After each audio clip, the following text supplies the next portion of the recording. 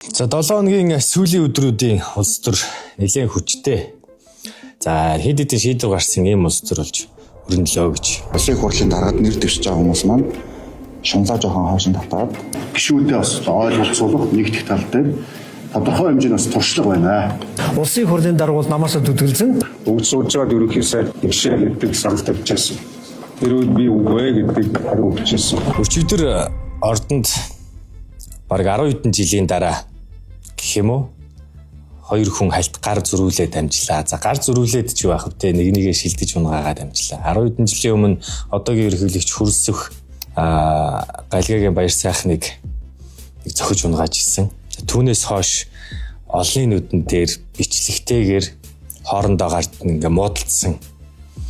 Энийг газар унгаасан анхны тохиолдол боллоо. За тэгээ ямар тач дараа нь инх төвшин гишүүн ханы хотын нэгдүгээр урлагч даваатлагаас уучлалгүйгээд хоёлоо гар бариад за юм санаагүй өстэй гэд өнгөрчвөлээ. Тэгээ энэ маргаан нөгөө байнгын хорон дээр нийслэлийн туулын хурдны замтай холбоотой танилцуулга хийж явах үедээ даваатлаа байн бийцчаад ирья гэд гараад тайлбар өгөхгүй алга болоод байсантай холбоотой эхэлсэн байлээ. Тэгээд сүүлдээ гарыг гарах уу гэд гарыг тэгээ хоёлаа хамт гарсан юм байлээ өгнө. За нэг ийм зүйл болсон байна гэж. Ингээд улс төр цаашаа үргэлж илсэн. Өнөөдөр ардчсан нам 4.1 гэдэг нөгөө мэдээлэлээ хийдэг.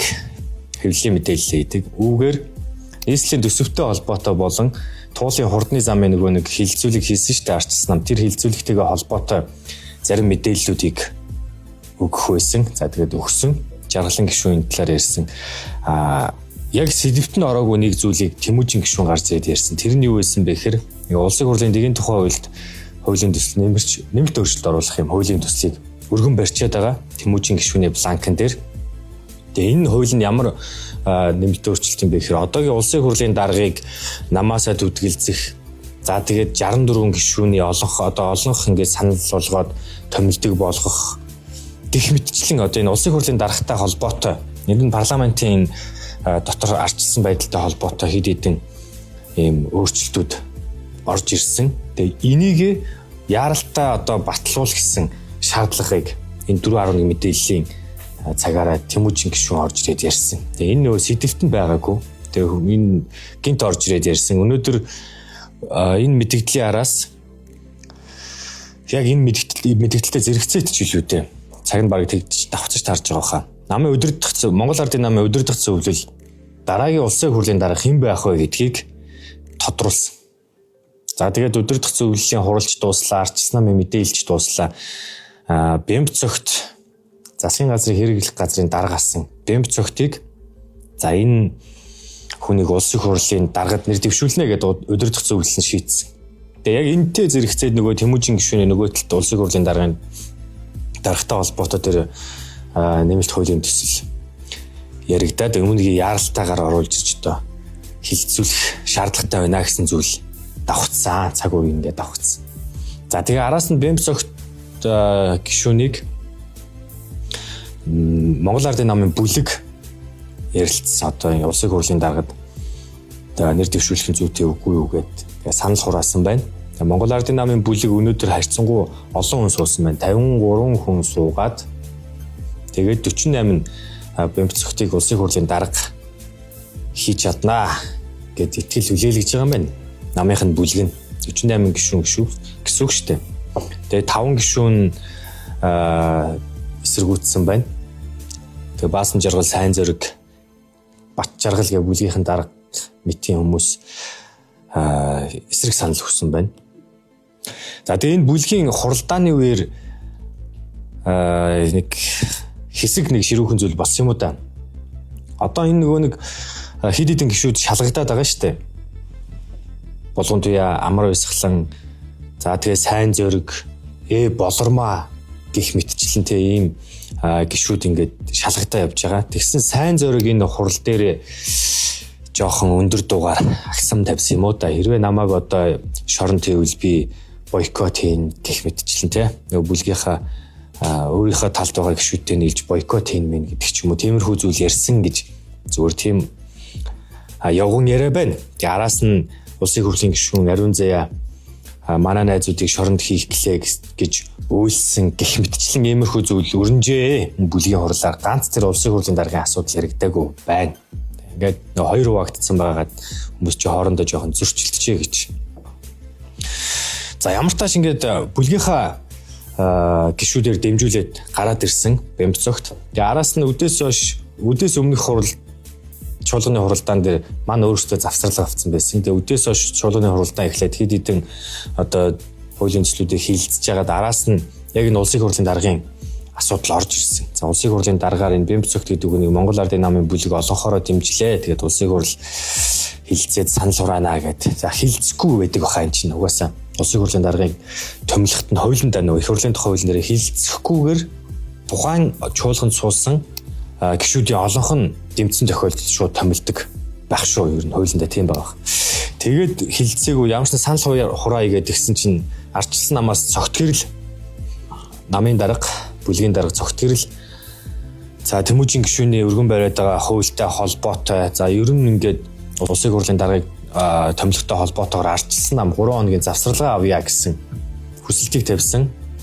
Үүнийх нь хариуд улсын хурлын дэд дарга одоогоор улсын хурлыг удирдах байгаа Бат Эрдэнэ 3 хоногийн хугацаа өгч чадахгүй нэ. 1 хоногийн завсралгаа өгье гэд алах цохоод 1 хоногийн завсралгыг ардчилсан намд өглөө гэж. За ингээ ардчилсан нам энэ хоорондоо одоо ардчилсан нам ер нь чуулган эхэлснээс хойш өнгөрсөн 7 хоногч төр энэ 7 хоногч төр ер нь их завсралга авч байгаа шүү. Ер нь одоо яг юун дээр яриа яваад байгаа гэдэг дээр бас сайн ойлгохгүй байна.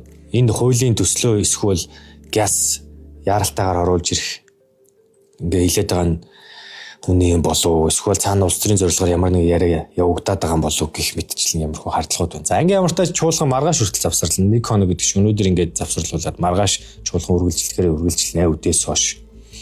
Тэгээ маргааш улсын хурлын даргыг батламжлах бах.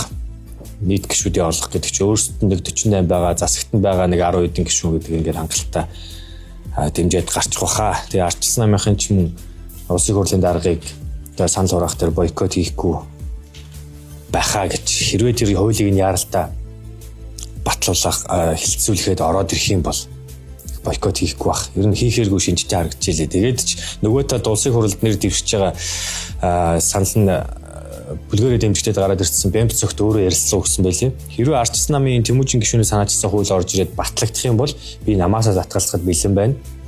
За тэгээд тэр хуулийн дээр нь одоо бичиж байгаа улсын хурлын дарга ерөнхийлөгчд нэр дэвшихгүй гэдэг ч юм уу тиймэрхүү зүйлүүдийг одоо дагаж мөрдөхөд бэлэн байна гэсэн ийм яриаг өгсөн байлээ. Тэгэхээр энэ хууль цаашаа яваад улсын хурлын дарга өөрөө томилогдчих واخа гэж.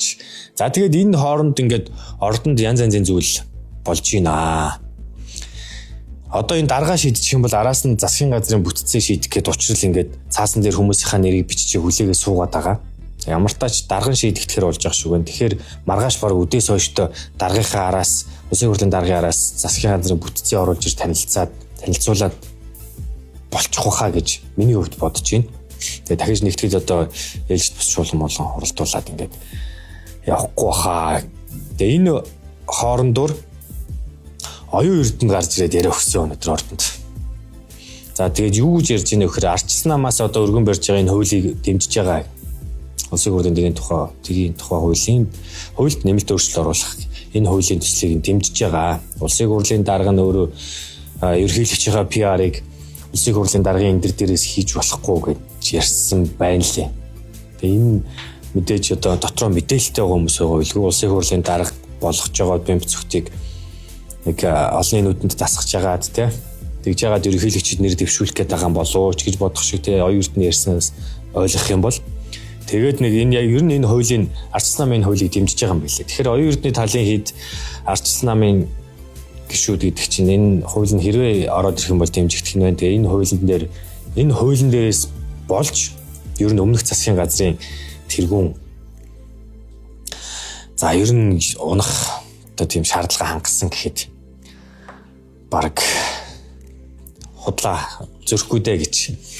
Тэгээд оюун эрдэнэ телевизэд ярилцлага өгчөөд араас нь амар баясгалан за тэгээд номтой хоёр амар сайхан зэрэг хүмүүстэй уулзсан байна.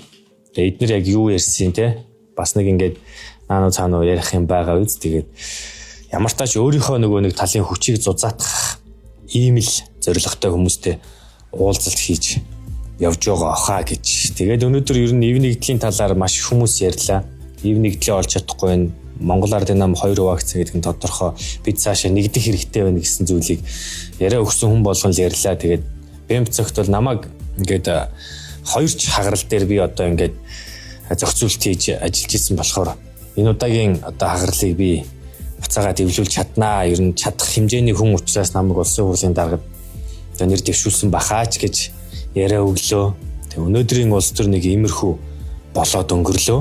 Маргааш улсын хурлын дарга томилогдно. За тэгээд араас нь засгийн газар орж магадгүй бах. Тэгээд тодорхой хэмжээний хэдийн хуулиуд хэлэлцэнэ. Хуулийн төслүүд гэсэн өнөөдөр нэр нэг ийм засгийн газараас орж ирсэн ийм хуулийн төслийг баталсан шүү.